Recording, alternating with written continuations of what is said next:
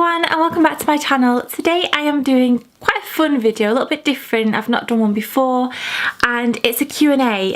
I really enjoy getting to know you guys and interacting with you on Twitter and through the comments and things like that, and I just feel like it's only fair that you get to know me a little bit better, and rather than just hearing my opinions on a particular lipstick that I like or a top or what I've done on a weekend, I think it's quite nice to know a bit more. So this is the first one I've ever done. I did ask for questions on Twitter, Facebook and Instagram and I didn't get too many, but I did get quite a good bunch, so I'm going to go through as many as I can now. First of all, one question that I got, or a lot of questions that I got, were sub for sub, follow for follow. I don't sub for sub or follow for follow, and I know it sounds strange if you don't know what this means, because I didn't when I first started. It basically means someone is asking me to subscribe to their channel if they subscribe to mine, and I'm not going to do that. Please, please, please don't think that I'm being rude if I ignore a question where you've asked to, if I follow you, if you follow me, that I'll follow you back. I'm not being rude to ignoring you. I just don't want to do it. I'd rather my channel grow because people like my videos and my content and they find me interesting. I don't want my channel to grow and gain subscribers because I've subscribed to their channel, because on the other end as well, I only want to be subscribed to channels that I genuinely like watching. So I'm not just going to click subscribe to somebody because you've asked me to. It just doesn't feel very real. I only want people to be subscribed to my channel that actually want to be subscribed. I am so appreciative of everybody that is subscribed, and I don't want to just attract people because I'm following you, if that makes sense. Secondly, I've got a question from What Lily Did. What are 3 things that make you really happy? Number 1, I'm going to kind of put it into like a massive, okay, number 1, Tommy. He's my husband and I don't know what I'd do without him. I know it sounds really cringy and soppy and I'm supposed to say that because he is my husband, but I completely mean it. Like, he is my left leg. Like, I just don't know what I'd do without him. So he's number 1. Number 2 would be my family, and number 3 would be my dogs, because they're just my little best friends, my furry little best friends, and I love them. Raby Olympia asked, what are my pet peeves? And I really don't like it when people eat with the mouth open or talk with food in the mouth. Like, that to me is just so disgusting. Like, if you go out for a meal with someone, you don't want to see what they're chewing while they're telling you what they did the day before. So I really don't like that. I can't really stand people that don't use manners. I think to say please and thank you just comes so naturally to me, and it just makes you sound such a nicer person. Everybody should say please and thank you, and I don't really know, there'd be a lot more on a general scale, but I tend to try and be positive. Think, you know, push the pet peeves to one side and just accept everyone for who they are. But those 2 things kind of is where I draw the line. Lily on a Mission, she asked, how did you and your husband meet? And also, what's it like being married at quite a young age? So Tom and I met at Domino's. I was 16 and he was just turned 18. It was my first job out of college. He was the assistant manager and he was shift supervisor or floor manager or something like that. He was one of the managers, and I'd just gone in to train and work at Domino's. That's where I worked there for like 2 years, and I really didn't like him at first. It's no secret, everybody knows it. I couldn't stand him. He scared me to death. He was so kind of like forthright, and I guess being a manager you have to, but he scared the living daylights out of me, and I just really couldn't, like, I really didn't like being around him. What's it like being married at a young age? It's just the same. It's like, I knew that I wanted to be with him for the rest of my life, and he obviously knew that he wanted to be with me for the rest of his life, and we just decided to put it in writing basically. But nothing has changed at all, apart from I call him husband and he calls me wifey every so often, and I get to wear a gorgeous wedding ring, and I don't know, it's just nice knowing that I've got somebody for the rest of my life that I absolutely adore, and I don't think like it should be looked at as negative that I am married. Like when people say, oh my god, you're married, it's like, well, yeah, but you know, people that I know that I went to school with had a baby when they were 15. You know, people have careers when they're that young. It's like, you know, it's just, everybody's different, everybody's life plans out differently, and if something happens to you that means that you've got the opportunity to do something you want to do, then, and it's right for you, then do it. Like, you don't have to do what everybody else does. You know, if none of your friends, or just live your life. I wanted to marry him and we got married and it's lovely. So that's that one. Next I'll move on to Facebook, and the first one was from Katie Long, and it was, if you had only one brand of makeup to choose from, what brand would you choose and why? This is really difficult. I think at the moment the brand I would choose,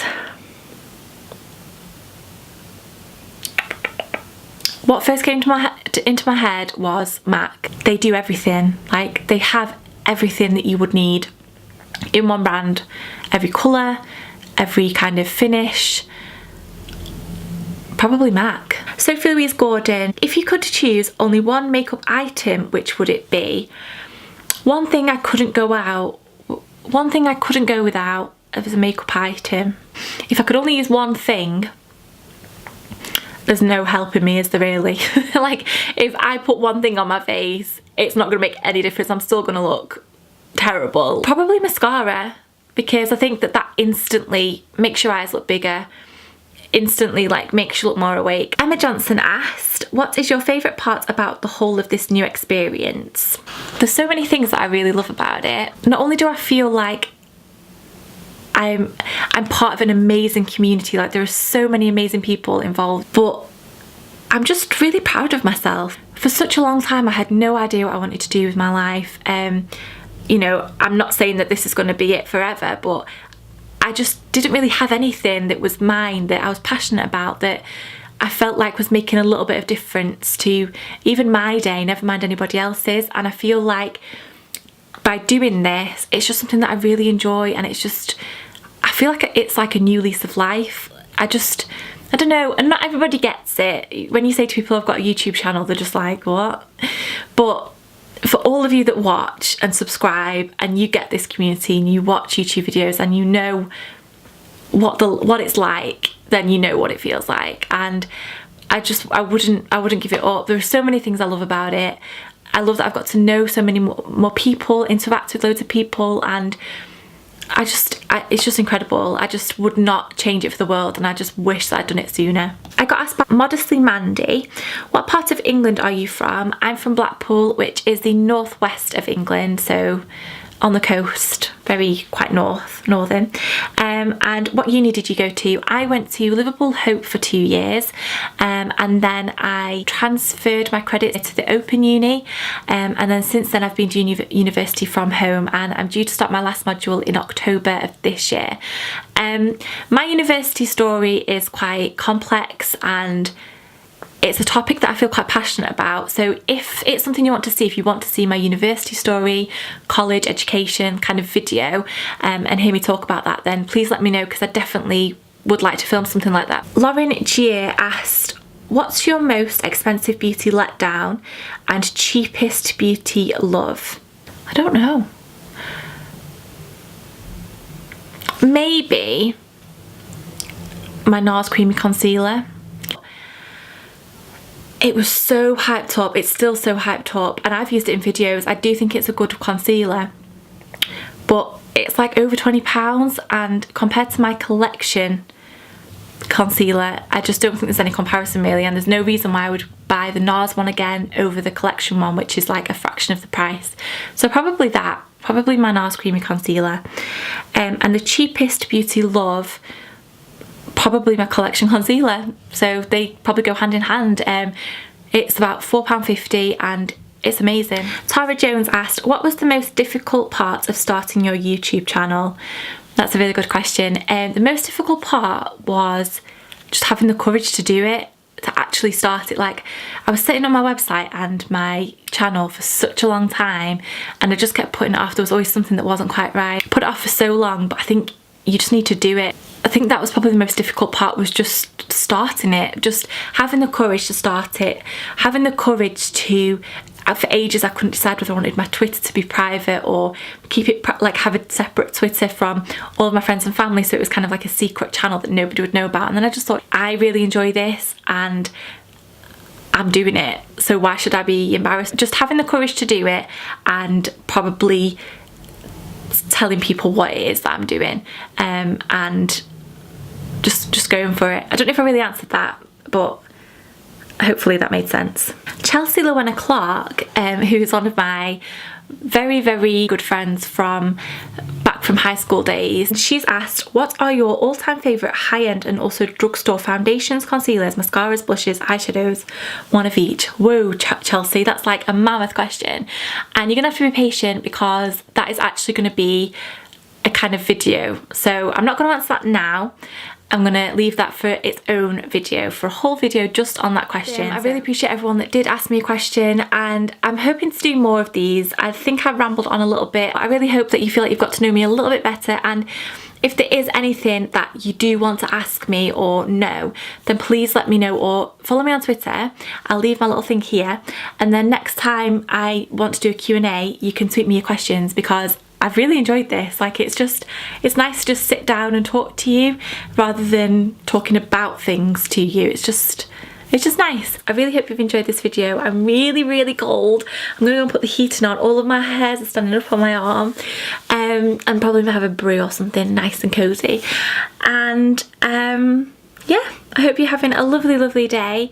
Thank you so much for all of your support and for watching, because I really, really am enjoying this so much, and I will see you all very soon. Thanks for watching. Bye. And basically the print is this black and white daisy print, and they're just really nice. These are more fitted and tailored than the other ones that I've just shown you from New Look, but again, I think these could be dressed up, dressed down, and they're just going to be really, really nice for these warmer months. And even in the winter, I think these will look really nice.